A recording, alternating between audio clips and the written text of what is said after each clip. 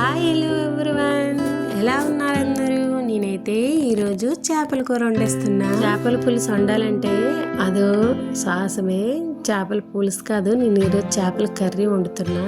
అంటే కూరలాగని, కాకపోతే పులుసులో వేయాల్సిన అన్ని ఇంగ్రీడియంట్స్ చేస్తున్నా. ముందుగా బాండి పెట్టుకొని నేనైతే ఇక్కడ మస్ట్ అండ్ షుడ్గా సరిసల నూనె వాడుతున్నాను.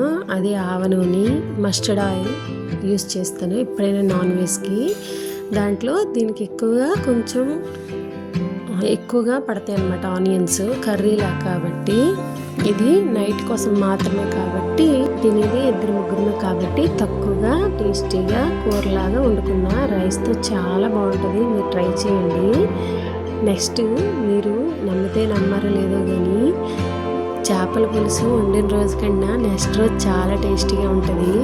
సరసాలని బాగా వేడెక్కాక ఆవాలు జీలకర్ర వేసి తగినన్ని ఉల్లిపాయలు, తగినన్ని అంటే మీకు ఎక్కువ గ్రేవీ కావాలంటే ఎక్కువ వేసుకోవచ్చు.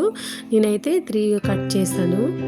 ఉల్లిపాయలు బాగా వేగాక అల్లం వెల్లుల్లి పేస్ట్ వేసి పచ్చివాసన పోయాక ఉప్పు కారం పసుపు వేసి బాగా వేయించుకోవాలి. వేయించుకున్నాక నేనైతే టమాటా యూజ్ చేస్తున్నాను. చాలా రకాలు, చాలా స్టేట్కి ఒక రకం వండుతారు చేపల పులుసు. మేమైతే కంపల్సరీగా టమాటా వేస్తాము, ఇంకా చింతపండు ఎగురు కూడా వేస్తాము, అది మాత్రం కంపల్సరీ. ఆయనేమో చేపలతో పులుసు పెడితే పచ్చి చేపలతో తినరనమాట. పచ్చి చేపల వాసన బాగా ఘాటుగా వస్తుంది కదా. నాకైతే చేపల పులుసు అంటే పచ్చి చేపలతోనే పెట్టాలి. అందుకే ఇద్దరికి కూడా ఈక్వల్గా మంచిగా చక్కగా సాటిస్ఫై అయినట్టు నేను కొన్ని పచ్చి చేపలు వేసాను, కొన్ని అయితే ఫ్రై చేసి వేసాను. పచ్చివంటే తల తోక ఇవన్నీను చారుకి ఎప్పుడు యూజ్ చేస్తాము. మ్యాక్సిమం మా ఇంట్లో తల ఎక్కరు తినరు, అందరు అంటారు చేప తలలోనే ఉంటుందని. నాకు సముద్రం చాలా దగ్గర, 2-2.5 కిలోమీటర్స్ ఉంటుంది, ఎక్కువ ఉండదు. గట్టిగా వాకింగ్ చేస్తే వెళ్ళిపోవచ్చు. కానీ మేము చెరువు చేపలు తినేది తక్కువ. నేనైతే వీక్లీ 4 and 5 times సముద్రం చేపలే కొంటాను. 50 రూపాయలు కొన్నామంటే మనకి ఒక 1 dayకి వచ్చేస్తాయి. అంత బాగుంటాయి, ఫ్రెష్ అండ్ టేస్టీగా. నెక్స్ట్ చవకగా కూడా మాకు దొరుకుతాయి అన్నట్టు. అదే ఇక్కడ పులుసు, అదే బొచ్చు చేప అంటారు, కొన్ని దగ్గరలో రొయ్య చేప అంటారు. ఇక్కడ రొయ్య చేప ఇక్కడ 200 అండి. 200 అంటే చిన్నది, 1 కిలో కంటే అబవ్ ఉంటే 250 కిలో అనమాట. నేను చక్కగా టమాటాలు వేసుకొని బాగా మగ్గాక స్మాషర్ దీనికి కావాలి, స్మాష్ చేసుకొని ఇంకా పచ్చి ముక్కలు వేసి బాగా కలుపుకొని చింతపండు గుజ్జు వేసుకొని కలుపుకోవడమే. చేపలు వేసాక ఎక్కువ కలుపుకూడదు, ముక్క విడిపోతుంది, అందరికి తెలిసిన విషయమే ఇది. నేను ఎప్పుడు కర్రీ వండినా అందులో మిర్చి పౌడర్ ఎక్కువ యూజ్ చేయను. కర్రీ అయినా పప్పు అయినా ఏదైనా సరే మిర్చి పౌడర్లో ఎక్కువగా ఈ మధ్యన కల్తీ జరుగుతుంది కాబట్టి నేను ఎప్పుడు కూడా మిర్చి పౌడర్ తక్కువ యూజ్ చేస్తాను. ఇందులో నేను పచ్చిమిరపకాయలు ఎక్కువ వేసాను కాబట్టి కలర్ కొంచెం డార్క్గా లేదు.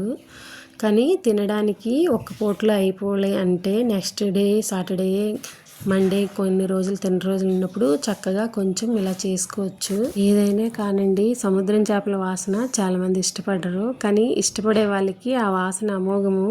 నేను వచ్చి 10 months అవుతుంది, కానీ సముద్రం చేపల వాసన నాకు రావట్లేదు. నిజంగా అంటే చాలా ఇష్టం నాకు.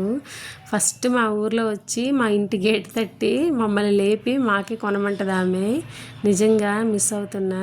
అయినా గుడ్డి కన్నా మెల్లనయమన్నట్టు ఏదో ఒక చేపలు దొరుకుతున్నాయిలే. నేను చెప్పినట్టు ట్రై చేయండి, చిక్కగా వస్తుంది అసలు.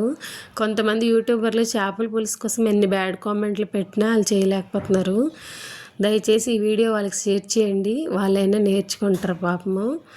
ఇంతవరకు చూసినందుకు థ్యాంక్స్. ఇంతవరకు నన్ను సపోర్ట్ చేస్తూ వచ్చారు. ఇన్స్టాలో అయితే 1K ఫాలోవర్స్ అయిపోయారు. ఇంకా యూట్యూబ్లో మాత్రం లేట్ అవుతుంది. యూట్యూబ్ తక్కువ మంది చూస్తారేమో అనిపిస్తుంది. మీరు కొత్తగా చూస్తున్నట్టయితే ఛానల్ని సబ్స్క్రైబ్ చేసుకోండి, సపోర్ట్ చేయండి. ఇన్స్టా పేజ్ కూడా సేమ్ ఐడియాతోనే ఉంది, ఆ ఐడి ఓపెన్ చేసి ఫాలో చేసేయండి. Bye bye, Tata.